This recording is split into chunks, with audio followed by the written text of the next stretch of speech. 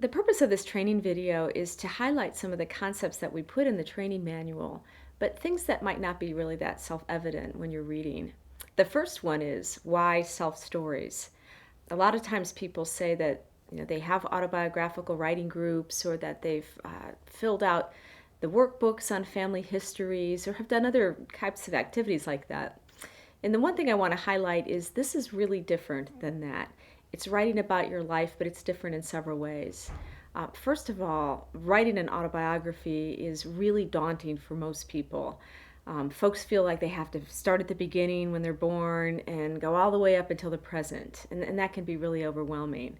Another thing is that some people feel that in order to write a autobiography, you have to have done something really amazing. You had to tour the world or have a glamorous job or meet a celebrity or things like that. And because of that, a lot of people feel that writing about themselves is beyond their reach.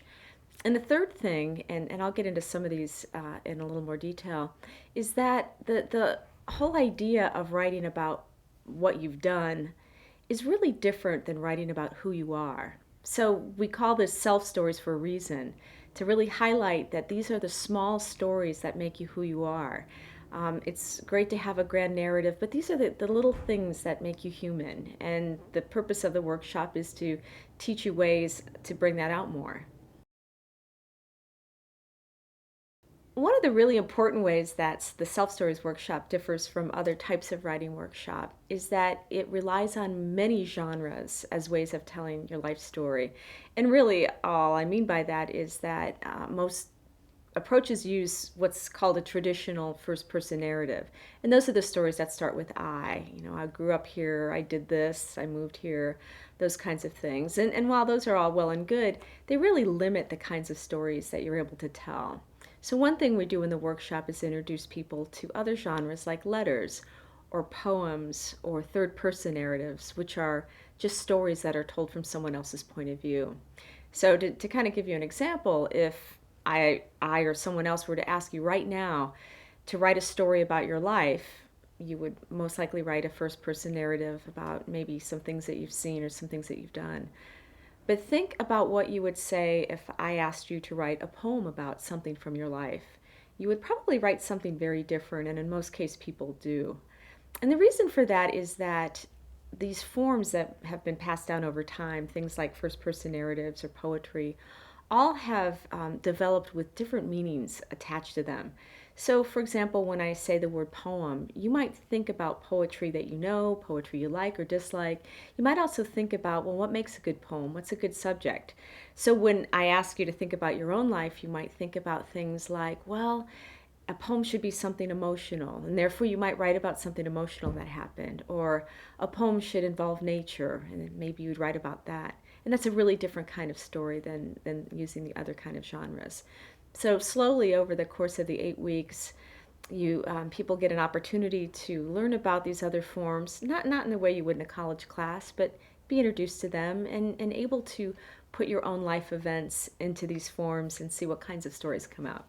The way the workshop is structured is we introduce different literary genres of ways of talking about the past. And in doing that, it's a way of breaking the mold of what you think a life story should be and opening up this possibility for different ways to voice experience. So instead of having to tell the grand story of how I got here and where I've been all the way up until this point, I might be able to write a poem about something that really changed me or something that has really stuck with me. Or I might be able to write a letter to someone about something that we shared in the past or something that brings back something important to me in my life, some way that we connected. So it's about the self stories and not about the grand autobiographical narrative. The Self Stories workshop is best done in a group for several reasons. First of all, the power of listening and being heard is really, really profound. So, being able to put together a story and then share it with other people and have those other people comment on it in a productive way is really important.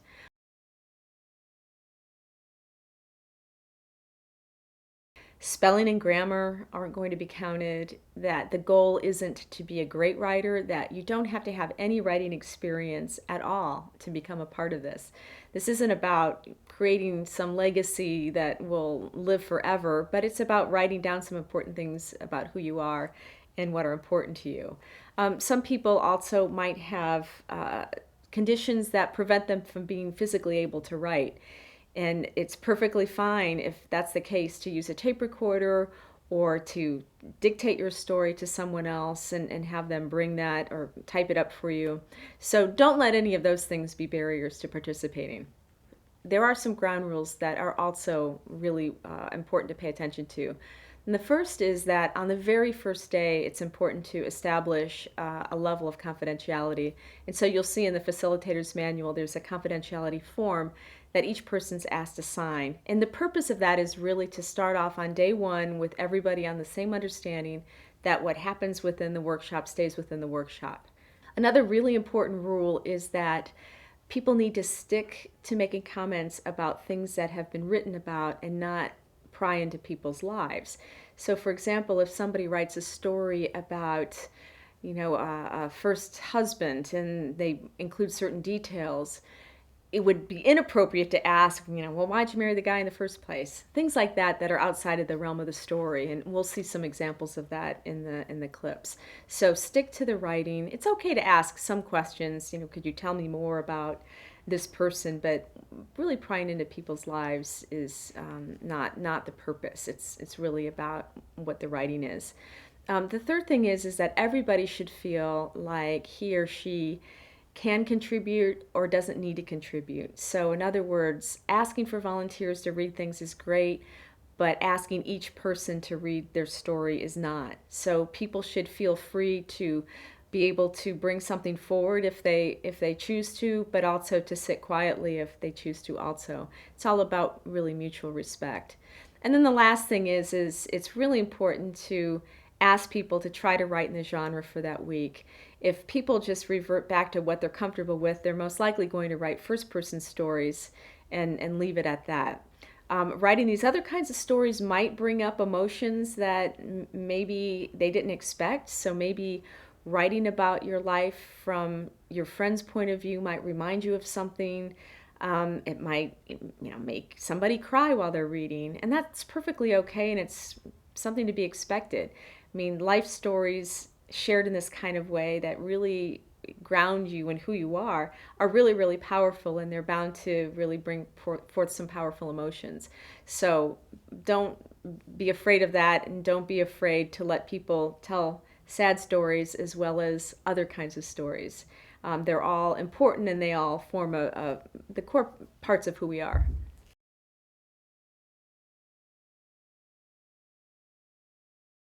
So, another really important aspect of the Self Stories workshop is that, first of all, people are not restricted to any kind of topic. So, never are people asked to write about a certain historical event or something like a first date or something like that.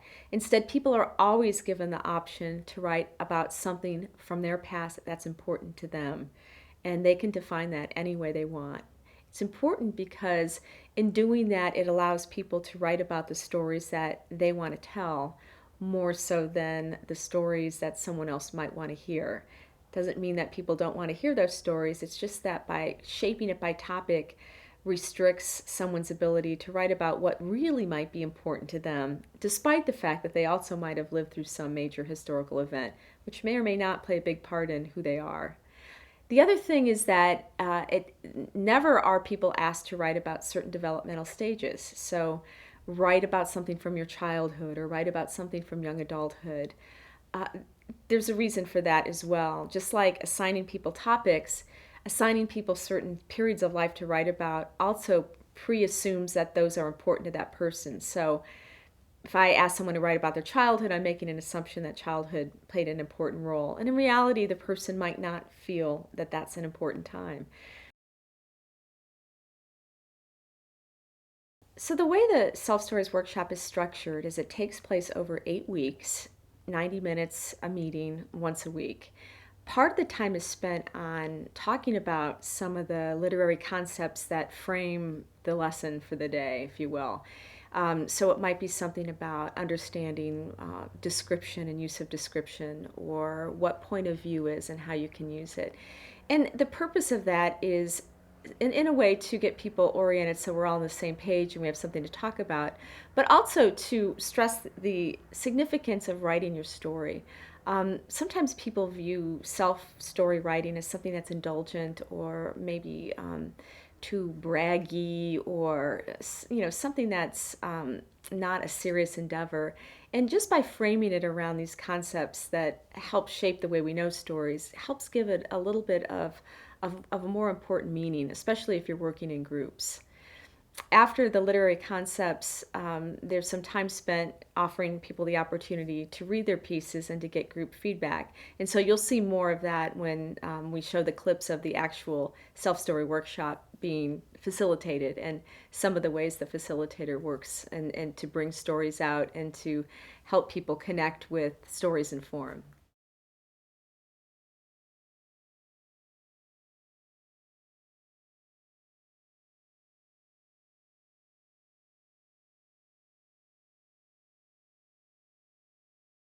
So this week we wrote first-person memoirs.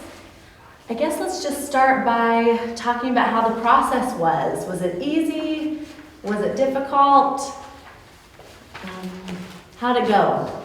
At the start of every workshop, I like to ask participants to share how their process was that week. So I'll just start with something like, was it easy for you? Was it hard for you?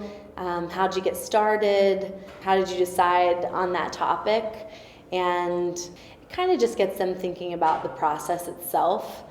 And it's a great way to start the class because everybody usually has something to say and participate. Tinker the Stinker. In 1956, I was 6 years old and visited. For Tinker, she had so many wonderful descriptions of this dog, and so I think a good way to start is by asking the group, what stands out to you? What do you remember about this piece?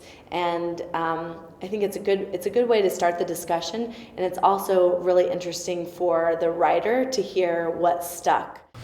So what do we know about Tinker? How do you know who the dog was? What details did she provide? It was Grandma's dog. It was Grandma's dog, Grandma's yeah. dog. It's your memory, but it was Grandma's Like dog. to play, but it tended to bite. Yeah, the biting. Yeah, And when he'd bite, what was it? He'd draw blood. Draw blood, right? So Right. that was a Adorable, effective psychotic detail. dog. Is that Didn't what she you use said? the word, did you use the word demonic? I I did think there she someplace. did. There we go. Dorothy, do you want to share yours? I've got it in front of me, and this is one that you had told to Janet. Okay. Okay? Memories of Moms, written by Janet. I was the youngest of 8. Our mother passed away when I was 3 years old. My dad never remarried. So my sister Mary and I were left together a lot.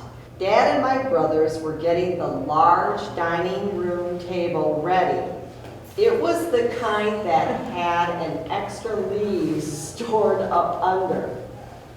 There they found a lot of small pieces of dried food. I can remember Pop, my dad, saying, "What in the hell is that? I must have carried that in there." Mary and I did not say a word. We knew what it was. Neither of us liked bread crust or fat meat, so we hid it in there. There's the quote that you used, I think. I wrote it down. What the hell was that? Right? So he didn't. So what's he like? What does that show that he's like? He wasn't going to tolerate that, right? Daddy made work even fun for me.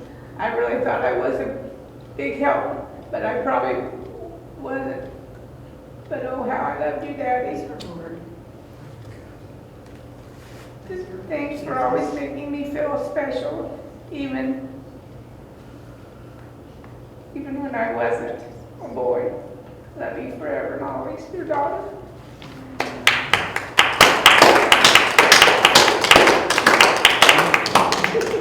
I almost got through without it. Cheering up? I think I need one too. What an absolutely remarkable memory. Don't be afraid when someone cries. It usually just means that it's very meaningful to them and they're passionate about what they're reading, and that's great. So I just make sure that there are tissues available and give them a tissue, and the group usually really supports the person who is crying. So move on.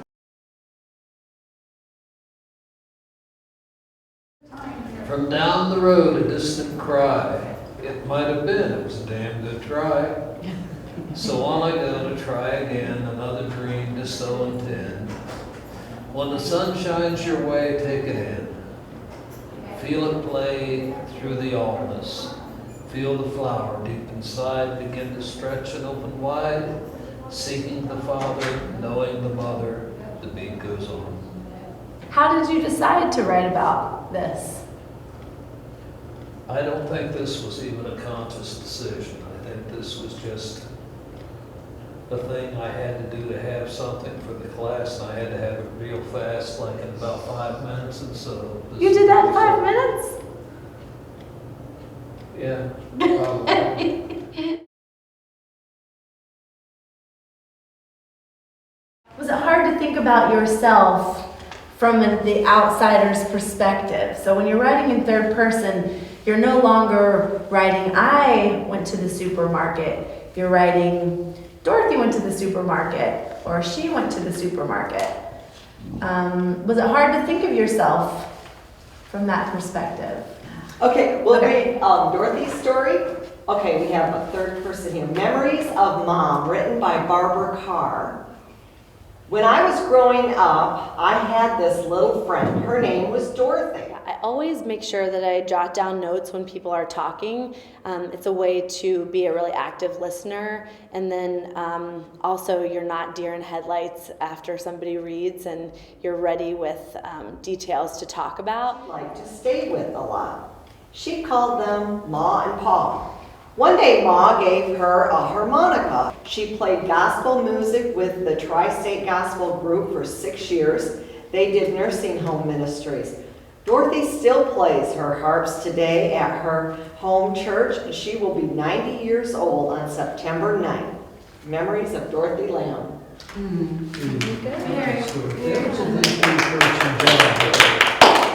Sometimes when you're writing along, maybe from your own point of view, you wouldn't say some things, but then you get in a different perspective and you would maybe share some things. So I personally, in that piece, I liked hearing about all you did with the harmonica and with your music. And I don't know, maybe if it was in a different genre, you wouldn't have shared that, but I really like that.